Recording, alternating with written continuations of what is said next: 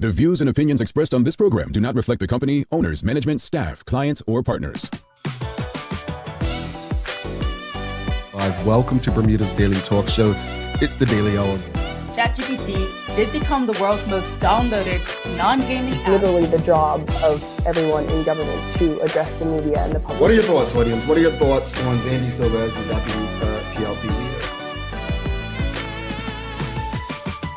A community that can't feed itself is a community that do. What you may not know, though, is that Bermuda, we have a connection with Epstein, too.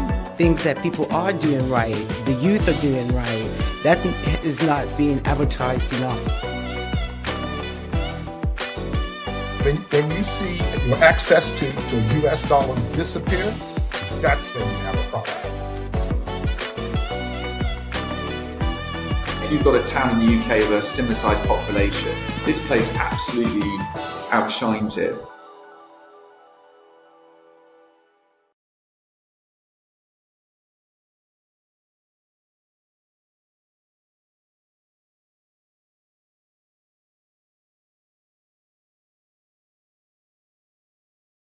It's Wednesday, the 4th day of March, 2026. Welcome to Bermuda's Daily Talk Show. This is the Daily Hour brought to you by the BAC Group of Companies, the HSBC Bermuda, Medical House, Lindo's, People's Pharmacy, and Big Love to Hot 107.5 for ensuring that we can pump through the radio airwaves with these most important community conversations. I'm Jamel Hartman, and we'll have a news break from Taylor Dill in a bit. Happy Wednesday to you all. How's everyone feeling today? It's the middle of the traditional work week, the hump. Hopefully everyone has had a great start to their week and getting over the hump quite easily. A lot to discuss this morning. Lots of things happening in Bermuda. So greetings, everyone, and thanks for making us part of your daily routine. A good one today as we welcome the head of the Public Service, Miss Cherie-Lynn Whitter, onto the show. We're going to be going inside the service and really find out how things operate and discuss careers in government. The daily play is going to be music today. Yeah, you all will get this. I have no doubt you all will get this one today. Also, don't forget to subscribe on our website. Follow us on all of our social media channels to stay up to date with all that we have going on. Help us grow beyond the mic as we do our part to continue to improve our community. Suzanne Ingham says, good morning, Jamel. It's an awesome day to be alive and be part of TDH once again today. We thank you, Suzanne. It is awesome indeed. Thanks for rocking with us as always. All right, folks, let's get into it. Here are your questions of the morning. What are your thoughts on this modular housing proposal? What are your thoughts on this modular housing proposal? And also, do you support modular housing as part of Bermuda's affordable housing plans? Well, what am I on about this morning, you're asking, right? Well, I'll tell you.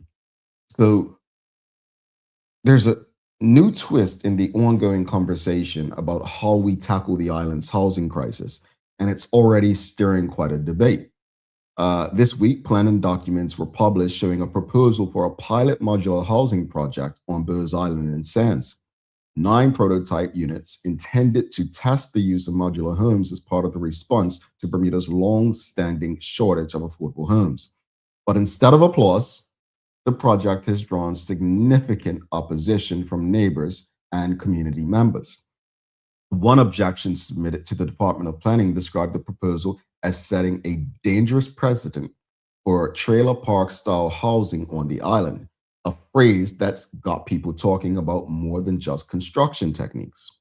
Objectors worry that approving such units could permanently alter the character of established residential neighborhoods, a concern rooted in the perception that this type of housing is temporary or somehow less dignified. Critics argue Bermuda deserves long-term sustainable housing solutions, not something that looks like a stopgap measure or so-called trailer park. Supporters of modular and prefab housing, including government officials, say these kind of structures can be built quickly, cost-effective, and used to provide immediate relief to residents in urgent need, especially as a broader housing strategy that may eventually deliver hundreds or even thousands of new units. But that hasn't stopped some community pushback around issues like density, impact on neighborhood character, and the sense of that existing derelict buildings should be prioritized for development instead. The debate touches on something deeper than just design. It goes to the heart of how Bermuda defines affordable housing, how quickly we want relief for families in need, and how much change our communities are willing to embrace in pursuit of solutions that have eluded us for years. So again, the question of the morning, what are your thoughts on the modular housing proposal? And do you support modular housing as part of Bermuda's affordable housing plan? Now, this is a tough one because I know a lot of people, as I mentioned, are saying this is Bermuda. We don't need trailer parks. And I think Bermuda is Love had said years ago, the solution to housing isn't creating this kind of thing where people are going to feel less dignified, right? They've stated over and over that housing is not something where you create spaces that keep us segregated. I'm going to be honest with you, audience. I have ideas, but I'm not sure that my ideas are necessarily solutions. For instance, many of you have spoken about the government properties that are not, before we even get to derelict homes, right? The government properties that are no longer used. For instance, and this is your daily discussion brought to you by Titan Express and Secure. For instance, there was talk about the old police school building on Bishop Spencer, right? Coming up Glebe Road. Could that not be considered for housing? Years ago, it was said that Spice Valley School, the former Warwick SAC, was closed due to mold and stuff. Well, that's being used for numerous things, as well as the old Barclay being used for numerous things.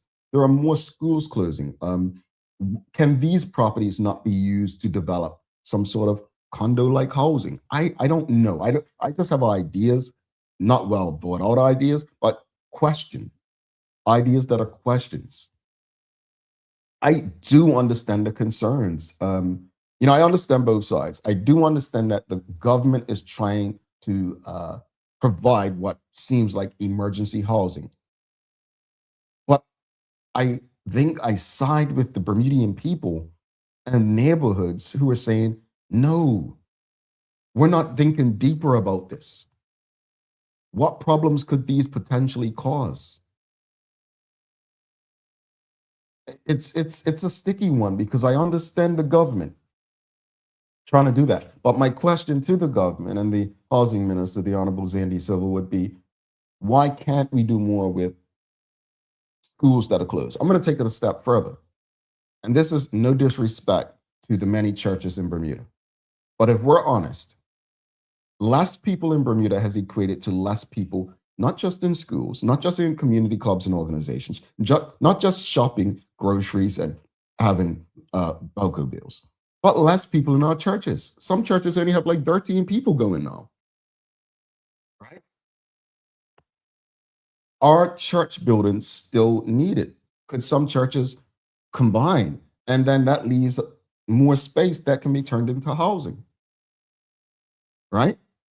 This is your daily discussion brought to you by Titan Express and Secure. Again, audience, questions of the morning. What are your thoughts on this modular housing proposal? And do you support modular housing as part of Bermuda's affordable housing plan? Let's go to the audience.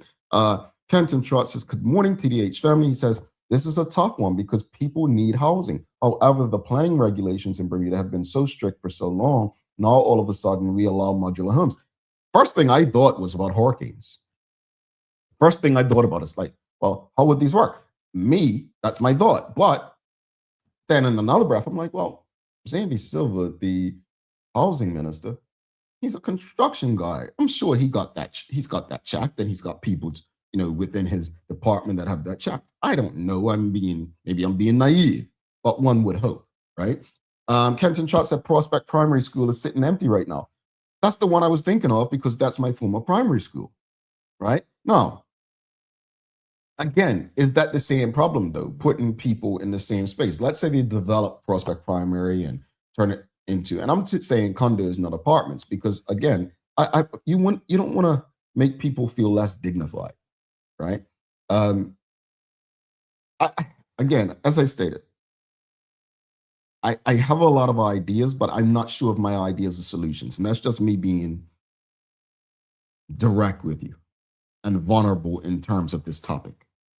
for years, I've seen derelict homes for whatever reason. It could be family drama. It could be not having the finances to fix them. A friend of mine told me the other day, we always told people buy homes, buy homes, buy homes. I know so many people, Bermuda and US, selling homes because they just don't have the money to keep them up.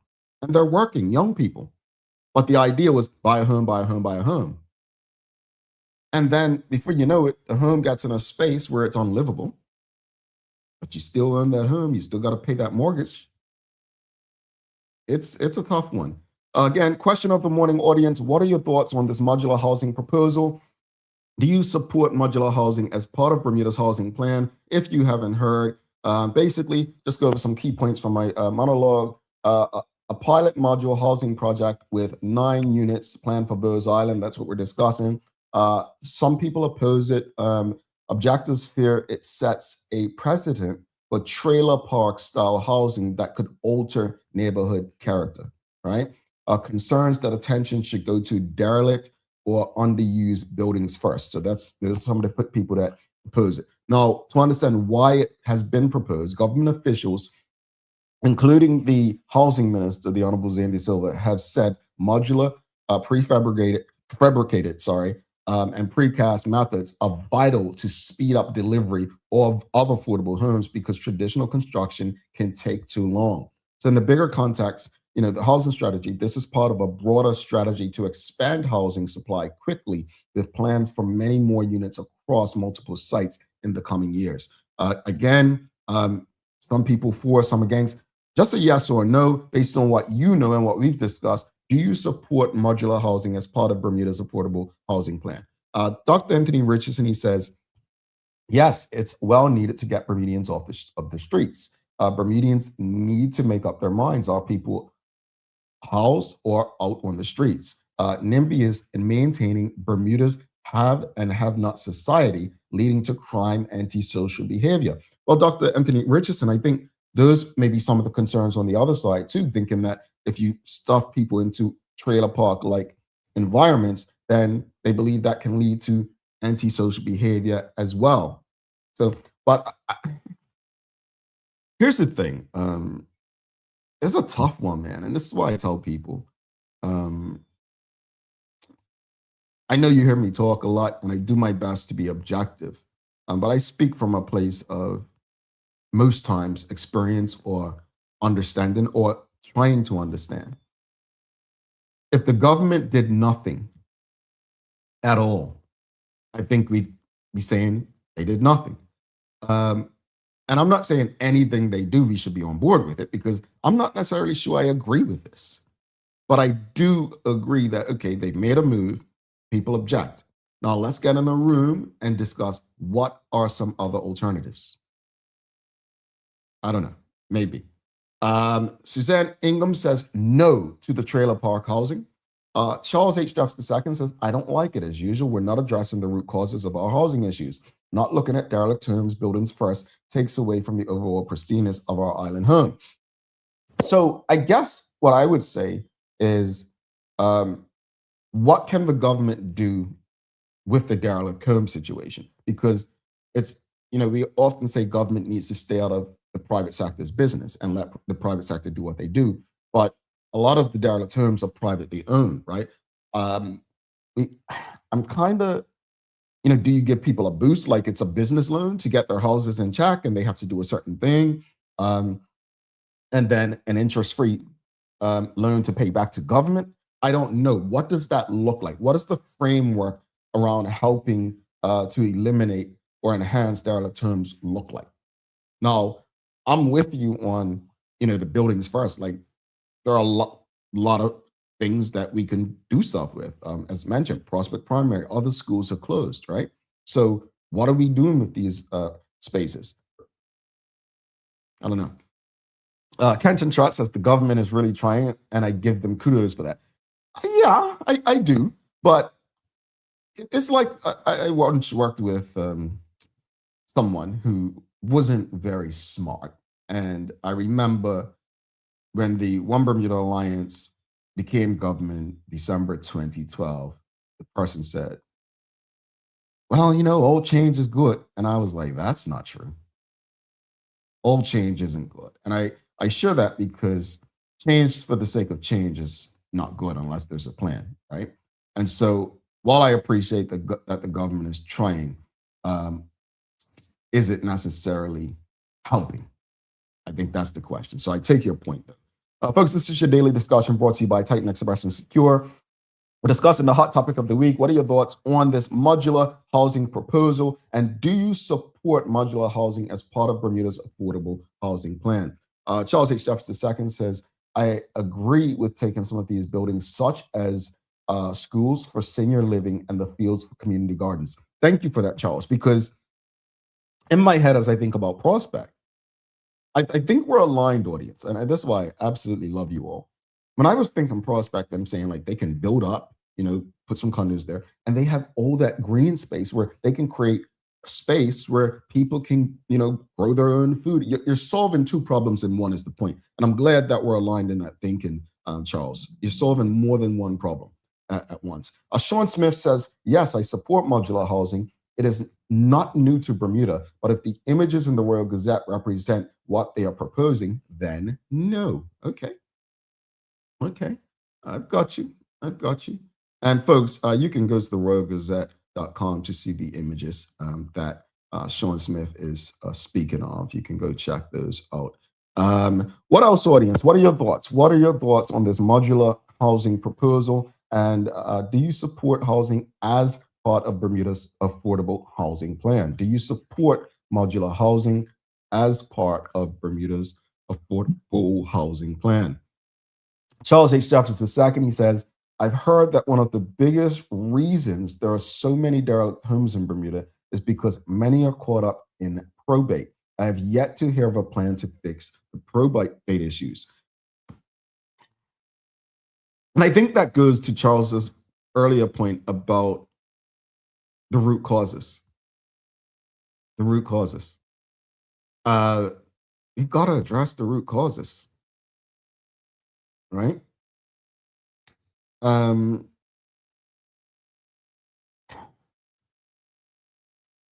What's that saying? You can't put a Band-Aid on a broken bone because it won't heal. And I think that's how some people will see the situation. They'll see it as the government putting a Band-Aid on a broken bone. And that's not going to be helpful for anyone. What else, audience? What are your thoughts? Do you feel like they're trailer parks? Do you feel like it's a bad thing? Sean Smith says, let me go to Anika DeShield says, it is a good idea. However, some of the persons unhoused suffer from mental health issues. They do not necessarily understand societal norms. We have seen this very recently when a person was housed. Safety. I think safety is an important thing. I would love to see get a statement from Home, Denise Carey and Home, to see get their perspective on this as well. Maybe we'll do that. Sean Smith says, if my memory serves me correctly, the president of the Construction Association said it cost $1,000 per square foot to build in Bermuda. What would it cost to renovate? That's a valid question, and maybe we should get that answer from someone. Ellen Kate Horton, Ms. Horton says the modular homes do not even have stoves. I mean, people got to eat, unless they're raw diet vegans. WKD Lama says, I support the modulars, but accessing existing housing will be better. Accessing existing housing would be better. How do we do that? Lydia Simmons says, give them to guest workers. When you say guest workers, you're saying like people who come in like to do IB jobs. Is that what you mean? I mean, that will change the game. That would change the game. Sankofa Bermuda says, what other options or solutions are available to be able to get folks housed on island? And that's where I'm at. Rashida, is like, I appreciate that the government is moving to do something. Yes, like Kenton Trott said, but have all the other options. Again, this is a quick option. It seems like an affordable option. I don't know, folks. I don't know. I think this is worth a conversation. I want to give a big shout out to, I think her name is Judith. She wrote to the Daily Hour yesterday on our website. And what I want to say to Judith and everyone who tunes in is your feedback is crucial for the development of this show. And you will be very happy with what we have coming to ensure that these conversations last longer than the 15 to 20 minutes we give them every day. So we are in the works to keep the conversations going because we understand that so many people would love to engage and share perspectives. And for me, as I've said for years on this show, these shows are like brainstorming sessions, right? Now, many government ministers and MPs and government officials may tune in at times. I never want credit for an idea, and I'm sure most of you in the audience don't. But I find these conversations helpful, and if we can continue them and together find solutions to things that we face in our community, I think we'll all be happy. So thank you for your feedback, and we're looking forward to changing the game and ensuring that these conversations continue beyond us being live on air. All right, this was your daily discussion brought to you by Titan Express and Secure. We're going to give some love to those great folks, and then we'll go over to Teo Dill for your Daily Hour news break. Stick with us. The daily discussion is brought to you by Titan Express and Secure. Titan Express delivers safe, professional, and reliable transportation and tours across the island. From island tours to cultural experiences, they set the standard. And Secure is your go-to for property management, waste management, and residential and commercial services. Visit securebda.com. Professional, punctual, and reliable service is their commitment to you.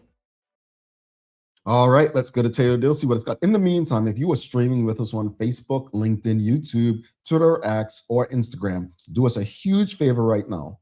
Give us a like, a love, a follow. Share the link with your friends, your family, your colleagues. Share it with everyone you know to ensure they have access to these most important community conversations.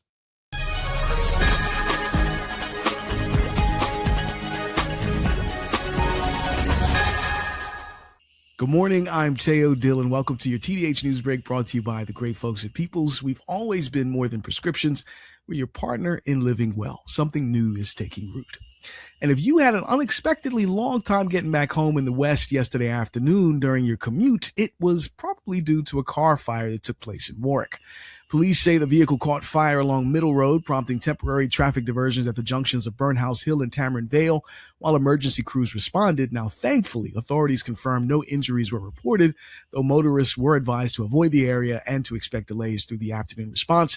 Traffic flow was restored once the situation was brought under control, with police thanking the public for their patience while crews dealt with the incident. And the Bermuda under-20 men's national team claimed a 3-3 draw against Costa Rica in their CONCACAF under-20 World Cup qualifier in Alajuela. Costa Rica took the lead in the 14th minute, while Bermuda had a chance to respond 6 minutes later but missed a penalty. The visiting side leveled 2 minutes into the second half when Jace Donawa's effort was parried by the Costa Rican goalkeeper, allowing Javi De Rosa to react quickest and fire home the rebound. De Rosa put Bermuda ahead in the 60th minute, only for Costa Rica to restore parity in the 71st. The lead swung again in the 77th minute when Donawa unleashed a powerful free kick from the edge of the area that beat the goalkeeper, and Costa Rica were awarded a penalty just 2 minutes later, but Bermuda goalkeeper Daniel Powell produced a wonderful save before the rebound was forced over the line to make it 3-3. Bermuda have now won 1 and drawn 2 of their 3 Group E matches. Shout out to our young fellas for getting it done.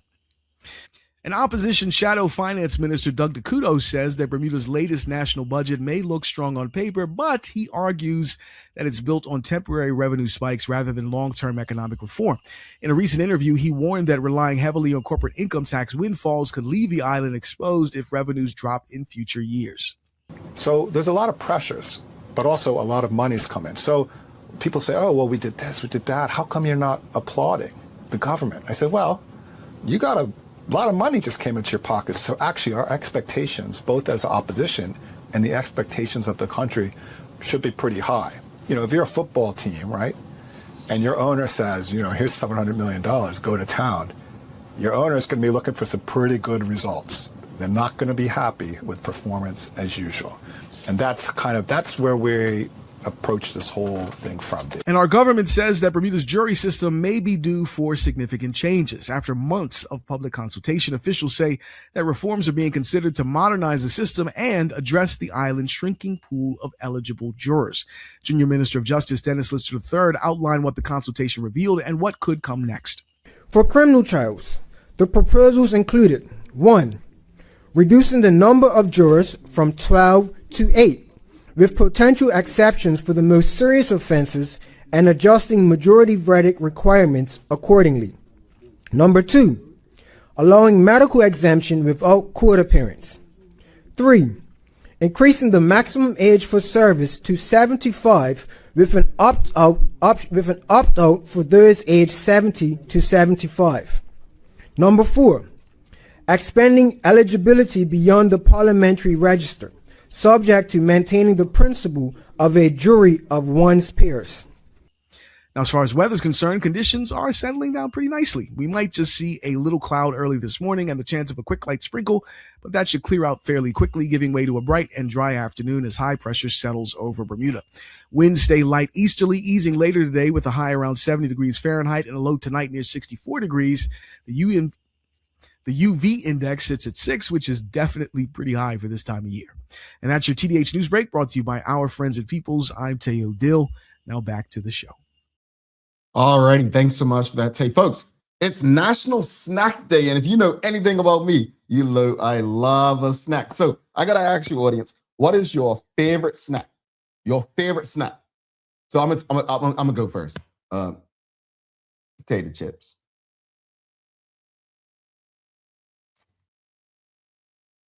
Popcorn.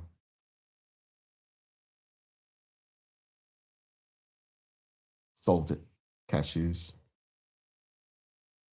I can go on. I like snacks. What can I say? I would eat snacks over a meal. So I'm gonna stop right there because I feel like you all are judging me. I feel like you all are judging me. I feel it. What are your favorite snacks? Popcorn, number 1. Potato chips.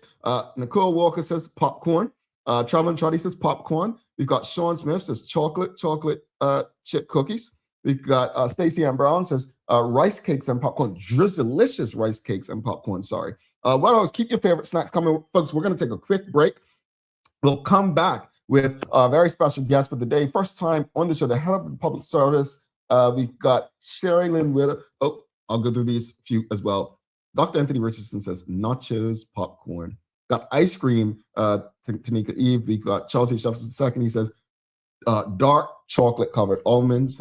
Humpty Dumpty barbecue chips, says WKD Lama. We've got ice cream chips. I love popcorn, but it's hard for the body to digest, says Suzanne Ingham. Hers, honey barbecue chips, says Charles. We are snackers on this show. We're going to have a snack party, folks. Let's take this quick break. We'll be back in about 3 minutes, 34 seconds. And when we come back, got a very special guest for today. Stick with us. People's ACW, located at King Edward VII Memorial Hospital, carries over-the-counter medicines, toys, cards, and even toiletries. Our knowledgeable staff are there whether you're at emergency, visiting family, or a member of BHB staff, to show you our best even when you're feeling your worst.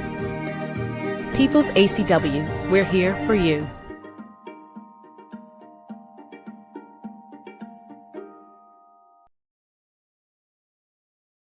Take a look at our workboard for construction workers and tradesmen. Durable, stretchable in all the right places, and plenty of options for tools and accessories. Paired with our wide range of tough and comfortable footwear, you can't go wrong. As you can see, Medical House really is a one-stop shop for everybody. We can't wait to see you. See it all at our new expanded location on Bakery Lane. Discover Drop It, your go-to grocery delivery. Browse and select from a wide range of groceries, from fresh produce to daily essentials. Our friendly drivers deliver fresh groceries to your door fast, saving you time and hassle. With Drop It, you get fresh groceries delivered fast so you can focus on what really matters. Drop It, freshness at your doorstep, delivered to your door with Lindo's. Why go anyplace else? What lasts isn't what you buy, but what it becomes. With the HSBC MasterCard credit card, every spend quietly adds to a story shaped by intention and offers what matters most. Support that meets you where you are. Protection that preserves what you choose. Confidence for the unexpected. Peace of mind wherever your story leads. Start your next chapter. Use your card today. HSBC is licensed to conduct banking and investment business by the Bermuda Monetary Authority.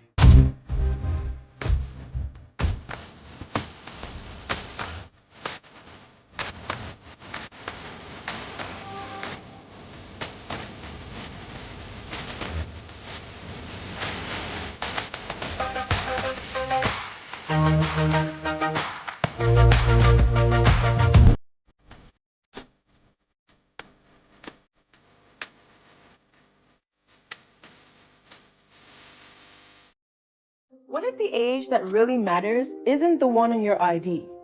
You probably know your chronological age, the number of candles on your last birthday cake.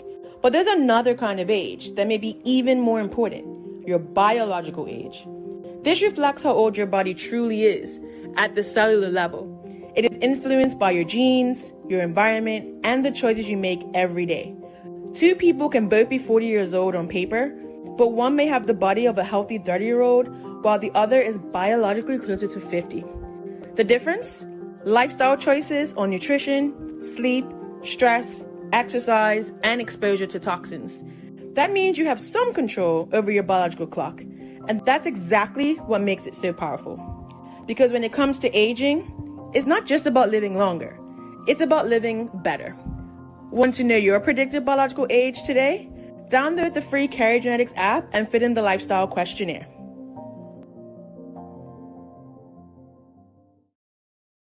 Alrighty, welcome back to the big show. Jamal Hartman here. This is the Daily Hour brought to you by the BAC Group of Companies, HSBC Bermuda, Medical House, Lindo's, People's Pharmacy, and Big Love to Hot 175 for ensuring that we can pump through the radio airwaves with these most important community conversations. Folks, do not forget to subscribe on our website. Follow us on all of our social media channels to stay up to date with all that we have going on. Help us grow beyond the mic as we do our part to continue to improve our community.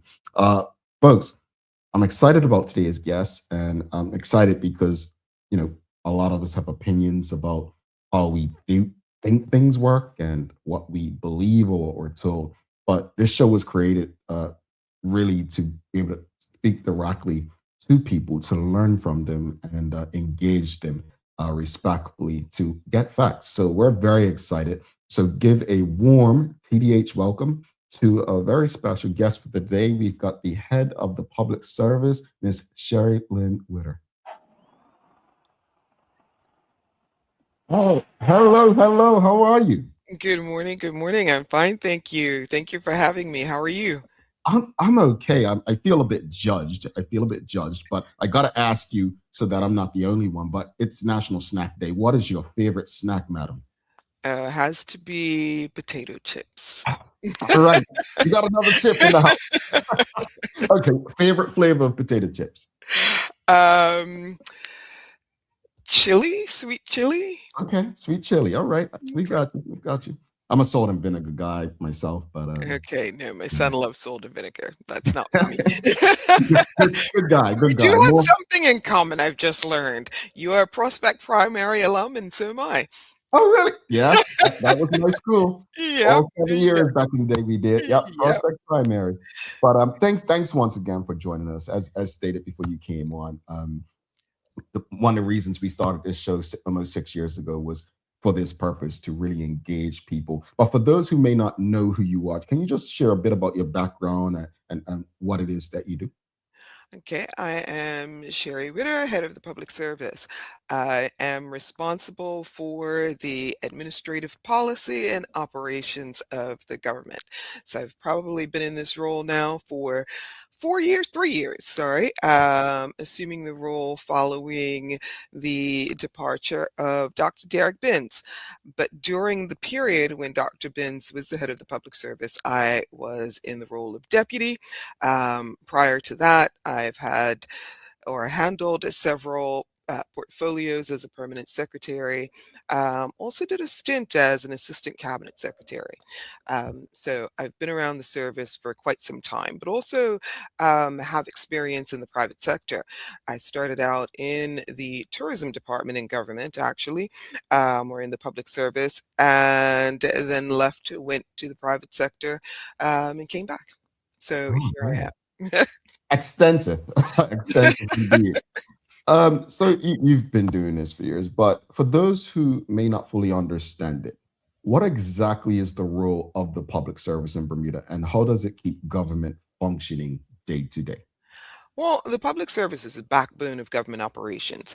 We are responsible for ensuring that our services function. We are responsible for government policies, implementing government policies. Of course, the cabinet and or the government make policy decisions.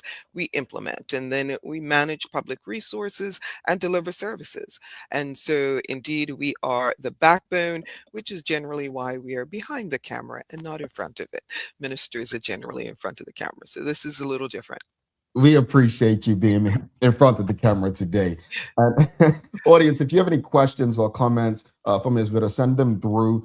So you sit at the helm of a large and, from the outside, very complex organization. How is the public service structured to ensure leadership, accountability, and effective delivery of service? And so we serve the government of the day. You'll be familiar with the structure of government, and the assembly and appointment of ministers and or cabinet. There are ministries. Right now there are 12 ministries, and each ministry has a minister who is responsible for a collection of departments. Attached to those ministries are permanent secretaries, and the permanent secretary is the administrative lead of the ministries, and the departments within the portfolio are responsible to the permanent secretaries. And so, from a strategic delivery perspective, the permanent secretary sits at the helm, overseeing policy implementation and directing day-to-day operations, responsible to the minister. Mm. You mentioned it because you said you serve the government of the day, and public perception often focuses on politics, right? But the public service, as you mentioned, it operates regardless of who is elected. How are those in the public service expected to maintain professionalism and continuity across the administrations? We as a service are politically impartial. That we must be in order to maintain public trust. And so, written into our employment agreements is the code of conduct. And within the code of conduct, there are rules set out with respect to political impartiality. And so, regardless of which government is in the chair at the time, we implement their policies. So each government comes to the table having made promises and commitments. Those commitments are turned into priorities for the public officers to deliver on. And so, in determining how to move forward, we work with the government to identify their priorities. We take their policy direction and we review, analyze, and provide options for their consideration. Once Cabinet makes a decision with regard to its policies and how it wishes to implement, we move forward with implementation. We do not have to agree, but we are required to implement and implement effectively without bias. And audience, again, I'll get to your questions and comments. Keep them coming. We'll get to the questions and comments in a bit. Let's speak about challenges. Nothing public, private, nothing smooth sailing. What are some of the biggest challenges facing the public service today, whether in recruitment, modernization, or public trust? Well, I think our biggest challenges today are modernization and recruitment. And so when we speak to modernization, we talk about digitization. We are making tremendous progress as it relates to digitizing the delivery of services. But we are also facing an aging public service. We are a microcosm of the wider society. And so what you find is society is aging and the public service is aging. Additionally, there is very low unemployment in Bermuda right now. And so we are challenged with aging population, a high employment rate, which is a good thing. However, when you're actively seeking to recruit, not so great. We also, are facing brain drain as a result of the steady emigration. And as it relates to the age of the service, a recent study showed that in 2027, over 1,000 employees will be eligible to retire. Now, eligibility and mandatory age are two different things. And so when we speak to eligibility, we're speaking about those people who have either attained the age of 60 years or attained the age of 55 years if in the uniformed services. And so we are actively implementing succession plans, actively spending against training, actively pursuing and trying to attract new talent to the service. So recruitment right now is perhaps one of our greatest challenges that we are facing head on with delivering and developing programs in order to more effectively promote the value of careers in public service. Also, the range and depth of careers in public service, which seems to be unknown by the new generation. Well, let's stick on that for a second. For young Bermudians or professionals considering a career in government, what kinds of opportunities exist and what skills are most in demand? There are a range of skills and opportunities, skills that are required and opportunities that exist. We have several hard to fill posts in the Bermuda government. We operate in many, many different industries. We have a need for accountants. We have need for resources in public health. We have need for resources in engineering. We have a need for pilots and maritime controllers. We have need for teachers. We have need for essential service workers in the uniformed services areas. We have need for planners in our planning department. And we have need for drafters in our attorney general's chambers. And the list goes on. And so the range of skills is wide and vast.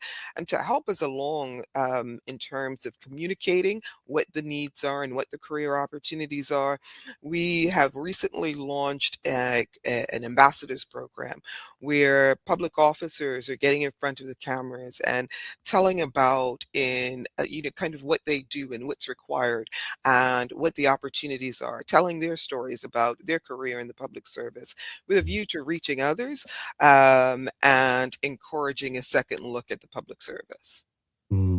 Audience, I'll get to your questions again. If you have any questions or comments, feel free to send them in. But I wanted to speak about public trust because, everyone has opinions, from the outside. There are many people who feel like, there's for years, government workers don't do anything or they're lazy or they can't be fired. And they're just looked at as less than.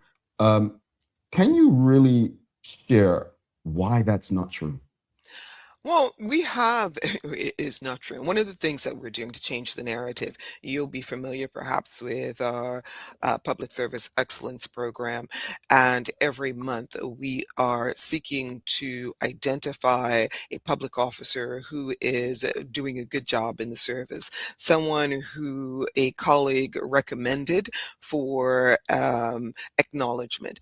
And it's to help us change the narrative. For years, you heard about how poor the public servants were, how inefficient the public service was. But I believe that there is so much good that happens in the service. There are so many talented individuals. We ensure that we maintain professional standards, that we ensure that we review conduct, we ensure that we assess public officers. Accountability is reinforced through transparent reporting structures, performance evaluations, and we ensure that public officers adhere to established practices and regulations. And of course, we're subject to regular audits. And so, yes, just like any organization, there are things that often fall off, or there are pockets of inefficiency. But for the most part, public officers are very hardworking, very talented individuals who are managed effectively and who are hugely committed to the delivery of public services to enhance the lives of the people of Bermuda. All right. Let's go to the audience. Charles H. Jeffers II, he's asking, technically, are government departments run by the minister or permanent secretary? The public policy is the responsibility of the minister, and the department operations are the responsibility of the permanent secretaries. So ministers do not have human resource responsibilities or direct operational responsibilities. The permanent secretary is responsible ultimately. Dr. Anthony Richardson is asking, what incentives are being offered to retain those within the public service? Any incentives to attract people to the public service? Well, thank you for that question. I think we are in the process now of revisiting and taking a look at the governance structure being the Public Service Commission regulations to address the way that the public service is operated and managed. We also accept that, one of the biggest challenges from a public service perspective is compensation and benefits. And from a compensation and benefits perspective, the public may know that we have recently concluded the review of our job evaluation system. And so we have acquired a new job evaluation system that we worked on with PwC. Associated with that job evaluation system that takes the job description and assesses the competencies is a new grade structure that we're hoping to implement. So the grade structure will provide for continued grade progression throughout one's career with the service. Right now, the biggest deficit perhaps is our grade structure is very narrow. And so you come into the service and you are at what we call a PS grade, and there are two steps. At the end of year one, based on successful performance, you move to the second step.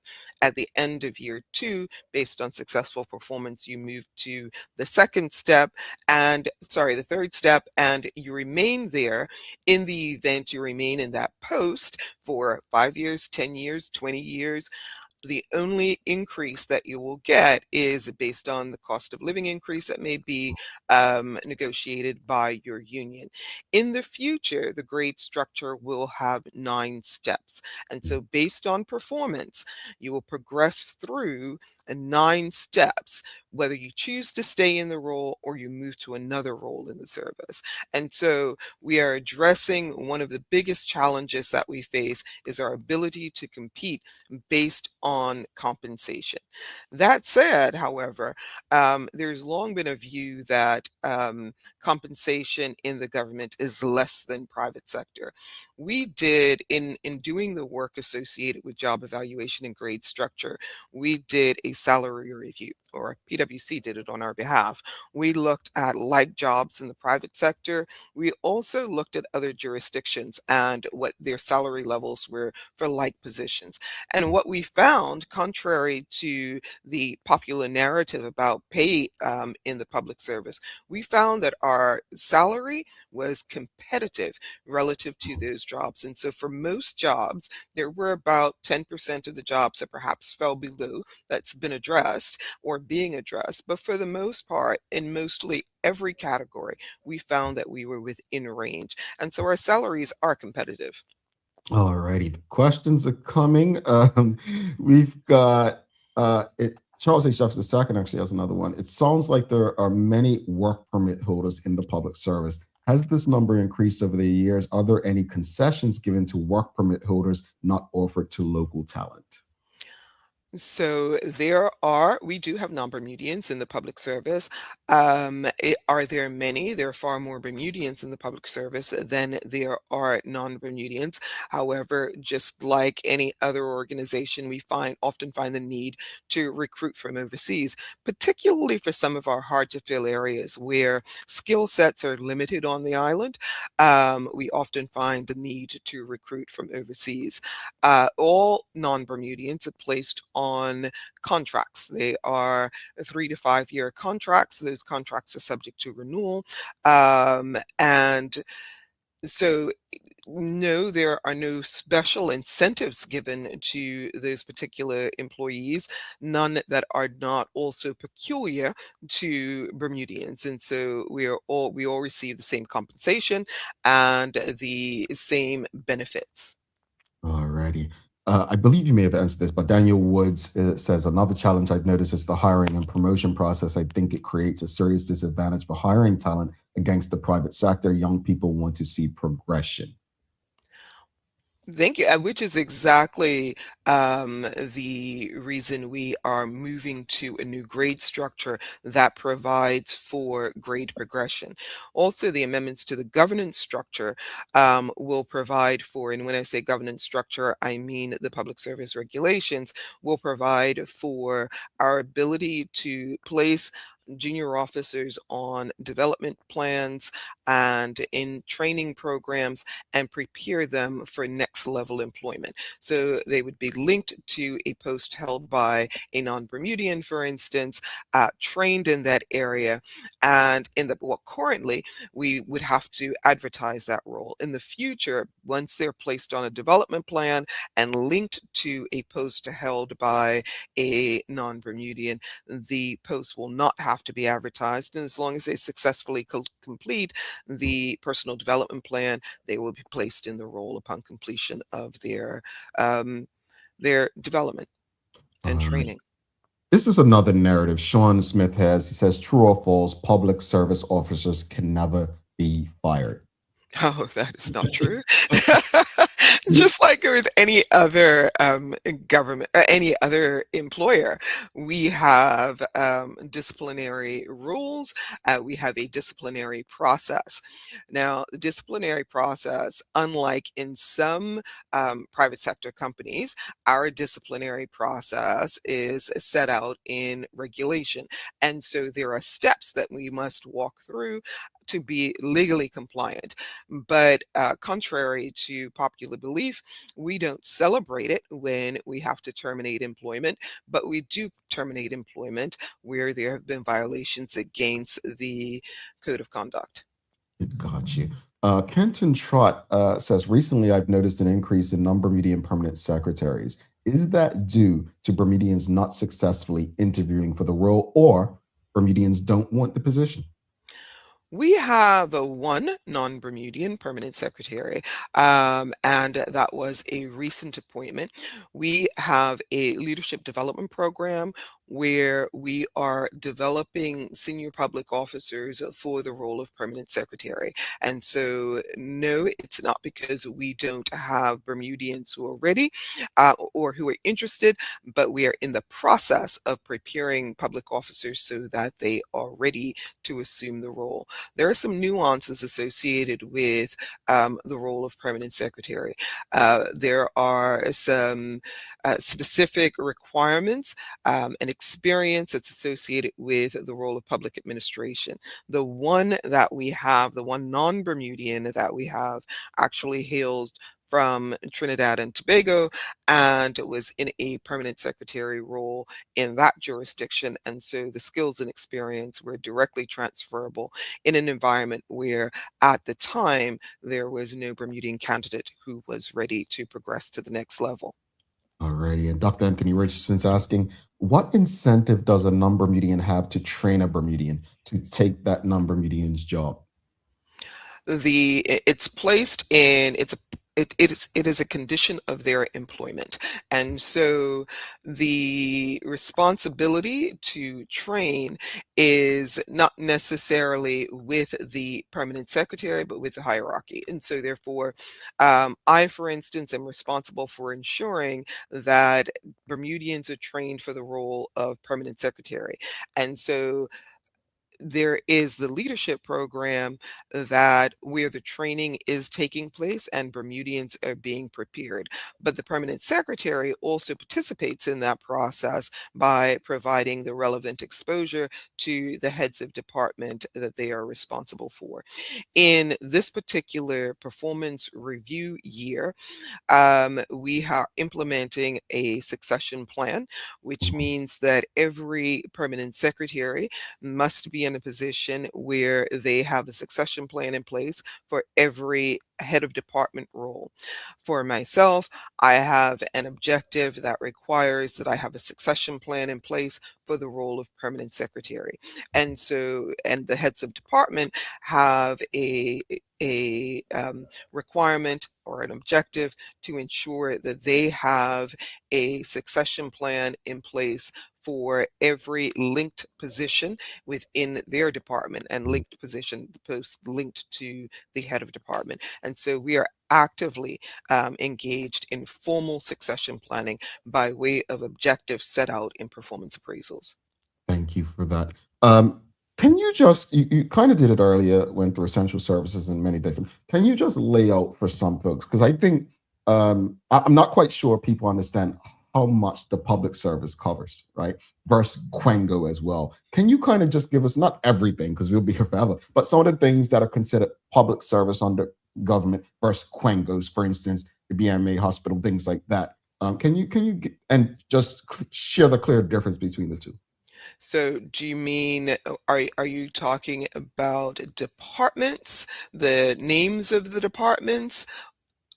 What specifically? Can you clarify that question for me? So when we think government, some people will say, well, the hospital is under government, which is, it's a Quengo of government. So just explaining the difference between what actually comes under the department versus what is a government Quengo that may get money and what comes under your remit. Okay, the Quengos do not come under my remit. The government departments and ministries come under or fall under my remit. And so the Quengos are body corporate. There's a piece of legislation that establishes the Quengo. Each one of those is different in accordance with the legislation that prescribes for their existence. And so ministers and permanent secretaries have different roles as it relates to each one of those Quengos based on the legislation. Some they have more control over than others. It simply depends on what the legislation sets out. In some cases, permanent secretaries ex officio sit on the boards, and in other cases, they do not. But the government, in virtually all cases, provides budget and support for Quengos, and so therefore there is a level of reporting that is required based on the allocation of public funds. And can you just give us a few Quengos that the government does support financially or whatnot, but they don't fall under your remit? None of the Quengos fall under my remit. So the hospital, you have the housing corporation, you have the government golf courses, you have BLDC, and the list goes on.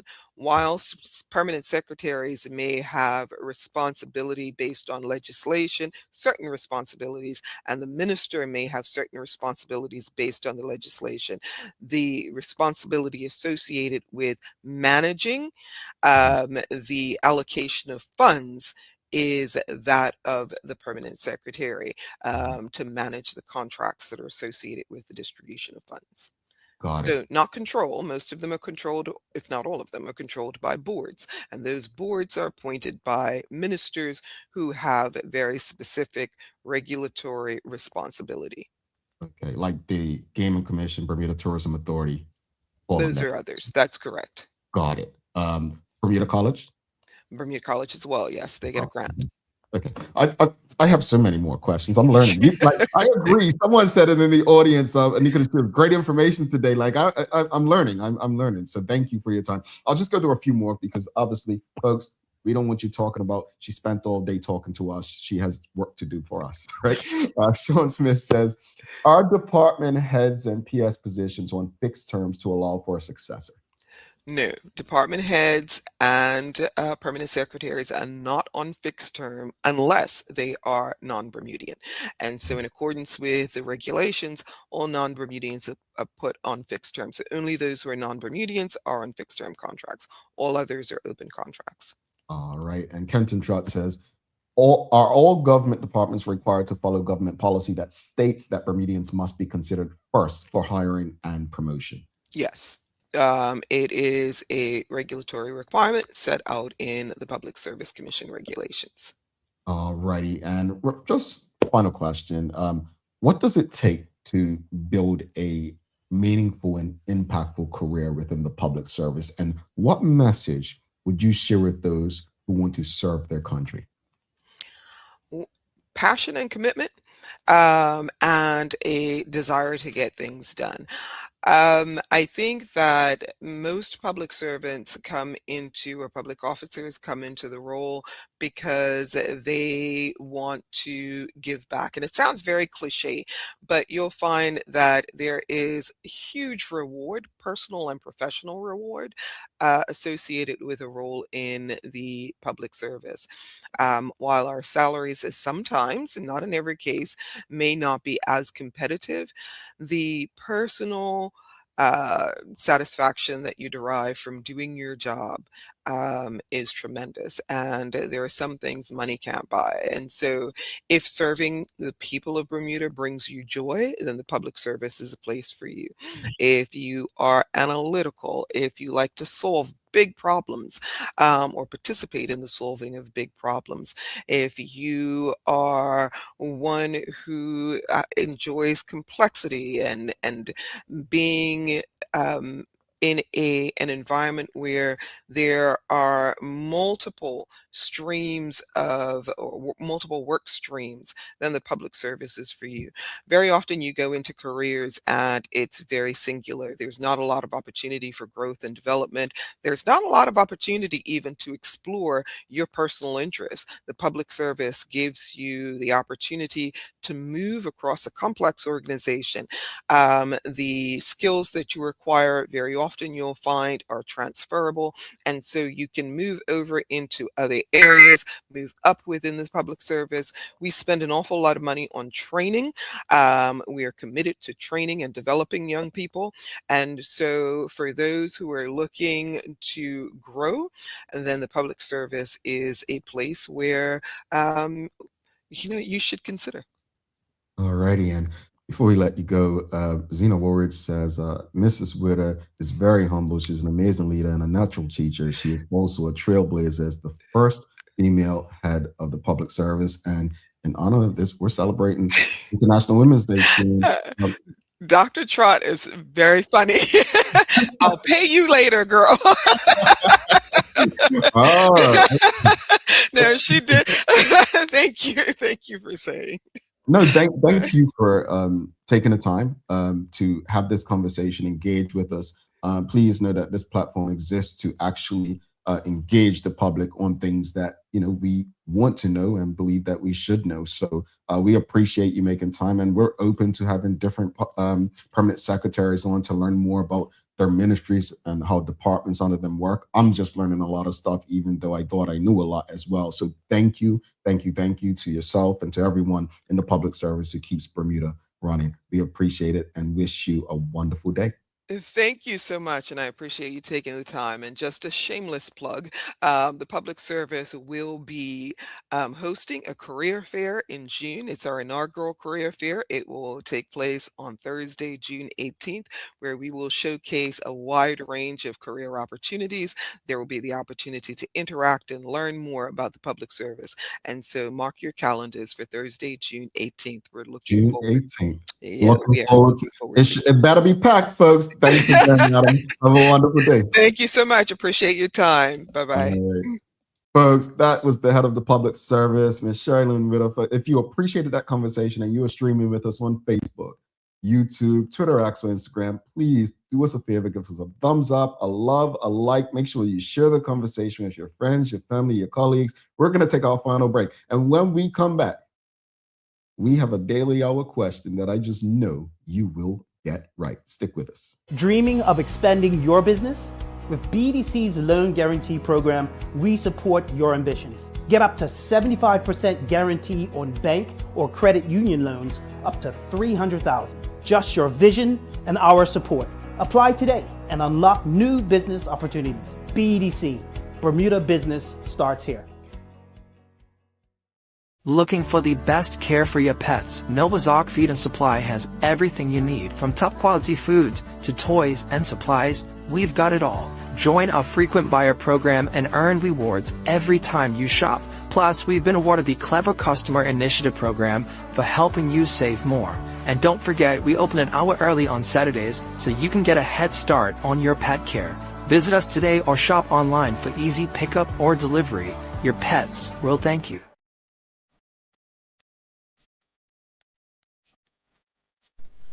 For over 70 years, Bermuda Pest Control has been protecting homes and businesses island-wide. We offer a full suite of services, including rodent control, termite fumigation, and general insect control and maintenance. Our team of experts will quickly and efficiently eliminate any pest problem you may have. With Bermuda Pest Control, you can enjoy a pest-free home in no time. We're committed to providing fast, reliable, and solution-driven services for our customers. It's what we've been doing since 1952. Call Bermuda Pest Control today and say goodbye to pests for good.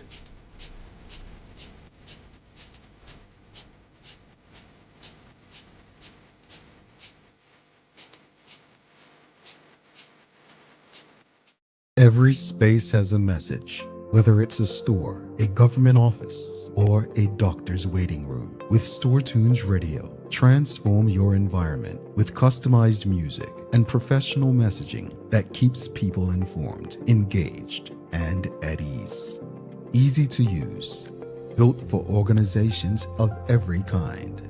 Powered by Bermuda Communications Group. Store Tunes Radio, the soundtrack to better customer experiences. Visit StoreTunesRadio.com to learn more.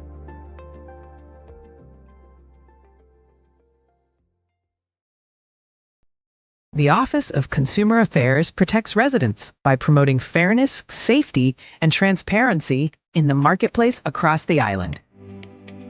We investigate complaints, manage recalls, educate the public, and enforce consumer protection laws to ensure fair treatment for all.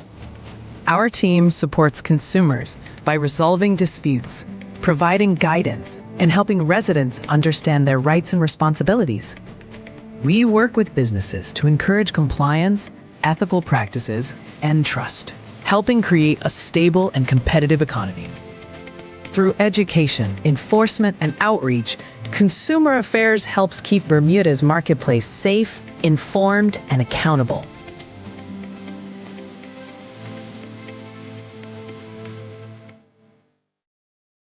Alrighty, welcome back to the big show. This is the Daily Hour brought to you by the BAC Group of Companies, HSBC Bermuda, Lindo's, People's Pharmacy Medical House, and big love to, excuse me, sorry. Big love to Hot 107.5. I was waiting for it. 107.5 for ensuring we can pump through the radio areas with these most important community conversations. All right, folks. Thanks again to the head of the Public Service, Cherie-Lynn Whitter, for stopping by for that conversation. Again, if you appreciated the discussion, if you're streaming with us, give us a like, love, follow, share that link with your friends, your family, your colleagues. Folks, it is time for the Daily Play brought to you by Bermuda Trivia, now available at stores throughout Bermuda. Follow Bermuda Trivia. New sports edition is available. We'll be in stores very soon. Follow us on Facebook, Instagram, Twitter, X, and TikTok to find out why it's Bermuda's favorite trivia game. It's music today, all right? And here are the lyrics. Who is the artist and what is the song? Hope we never get tired, and I never have to go to work. No one knocking on the door.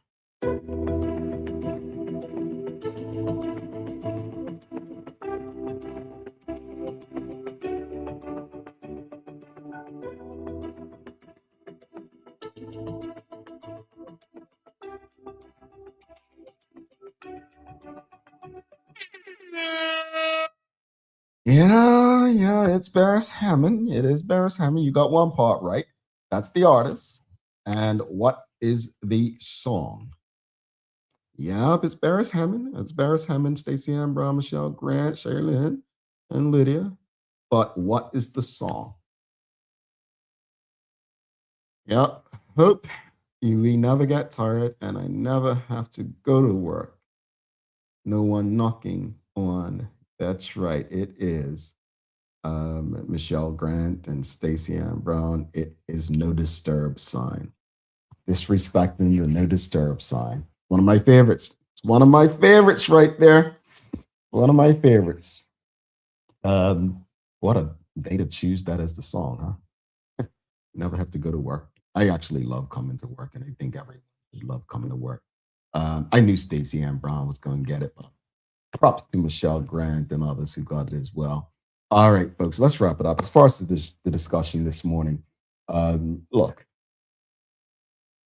the government are trying to create a short-term solution, something that's going to be cost-effective. Whether or not this is the way to go, only time will tell. But what I think we all agree on is we need to get people housed.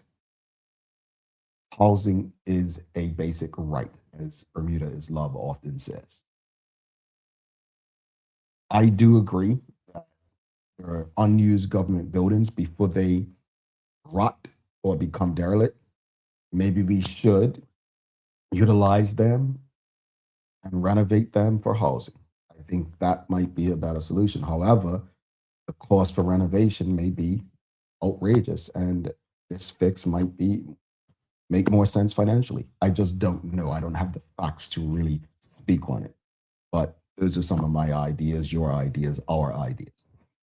As far as the conversation with Ms. Cherie-Lynn Whitter, I really appreciate that she has made time to come and engage us.